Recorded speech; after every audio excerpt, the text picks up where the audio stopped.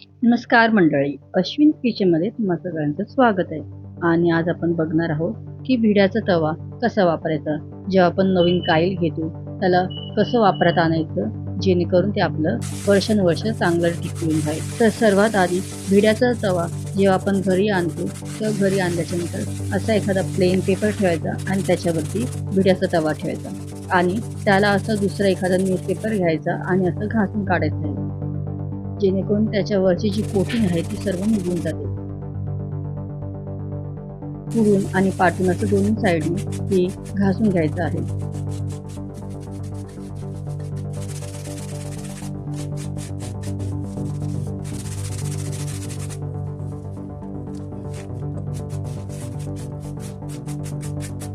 पाठच्या साईडने पण कागदाने असं घासल्याच्या नंतर त्याची जी कोटिंग आहे ती निघून जाते.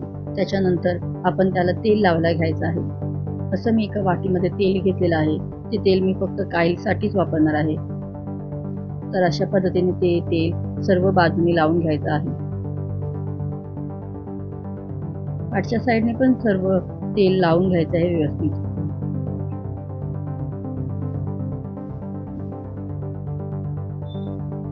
असं तेल लावून झाल्याच्यानंतर त्याला त्या पेपरावरती 2 मिनिटं ठेवायचं आणि कांदा कापायला घ्यायचा. मी इथे मोठ्या आकाराचा कांदा घेतलेला आहे आणि त्याला उभा चिरत आहे. अशा पद्धतीने उभा कांदा कापून घ्यायचा आहे आणि गॅसवरती काईल ठेवायची आहे. भिड्याचा तवा गॅसवरती ठेवल्याच्यानंतर मीडियम फ्लेमवरती हा कांदा परतून घ्यायचा आहे. हा कांदा पूर्ण काळा होईपर्यंत परतून घ्यायचा आहे आणि मध्ये मध्ये ह्याच्यावरती असं तेल टाकायचं आहे. जेवढं तुम्ही नवीन भिड्याचा तवा घेतो तेव्हा जेवढं तुम्ही तेल वापराल तेवढं तो तेल मुरतो. कांदा चांगला काळा होईपर्यंत भाजून घ्यायचा आहे.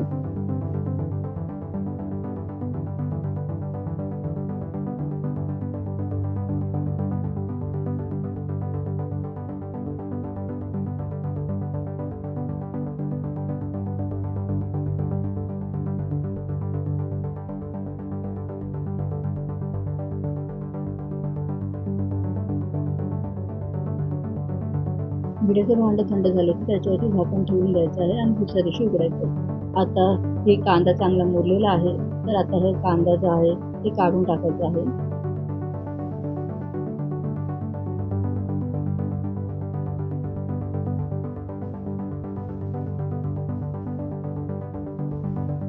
आणि आता या भिड्याच्या भांड्याला चांगलं असं घासून घ्यायचं आहे साबणाने. नेहमीच आपल्या घरातला जो साबण असतो त्या साबणाने मी ह्याला घासत आहे. घासून झाल्याच्या नंतर मी ह्याला पाण्याने धुवायचं आहे.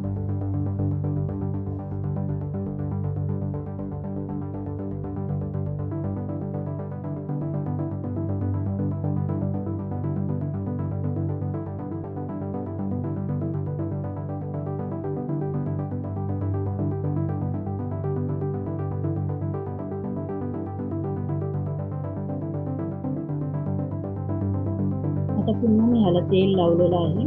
तेल लावल्याच्या नंतर पुन्हा दुसरा कांदा घ्यायचा आणि परत भाजायचा आहे. अजून ह्याच्यामध्ये तेल टाकत आहे, कारण आपण ह्याच्यामध्ये जेवढं तेल मुरवणार तेवढं भिड्याचं भांडं चांगलं राहतं.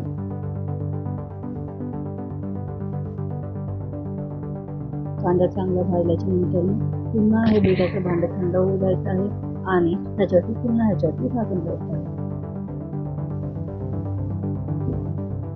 आणि पुन्हा दुसऱ्या दिवशी झाकण ठेवून त्याच्यातला जो कांदा जो आहे तो फेकून द्यायचा आहे आणि घासून घ्यायचं आहे आपल्याला भिड्याचं भांडं.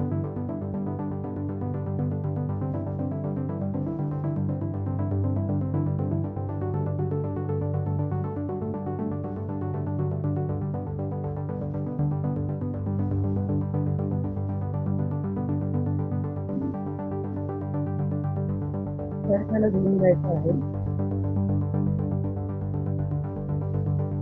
त्याच्यानंतर आपण ह्याला पुन्हा स्वच्छ अशा फडक्याने पुसून घ्यायचं आहे आणि परत ह्याला तेल लावायचं आहे.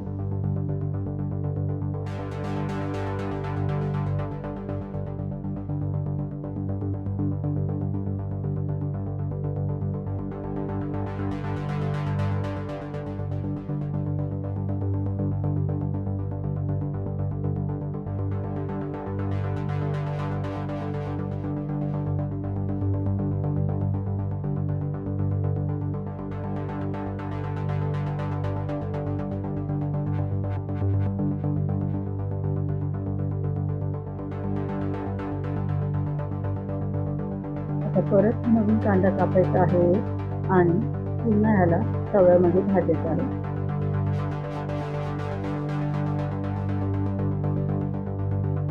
कांदा भाजताना मीडियम फ्लेमवरती ठेवायचा आहे आणि कांदा चांगला खरपूस गोल्डन होईपर्यंत भाजून घ्यायचा.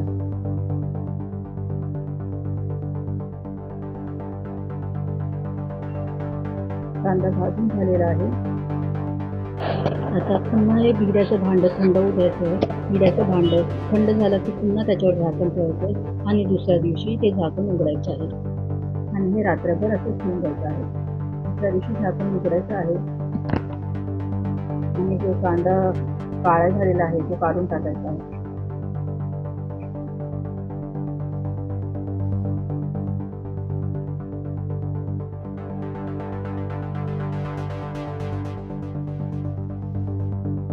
परत झालं तसं साबणाने असं घासून घ्यायचं आहे.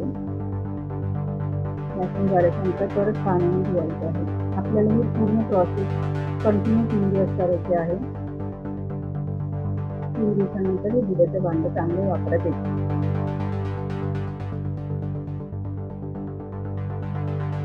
हे बघा भिड्यांचं भांडं नेहमीच्या वापरायला तर रेडी झालेलं आहे. तर आता आपण ह्याच्यावरती घावणं इझिली करू शकतो.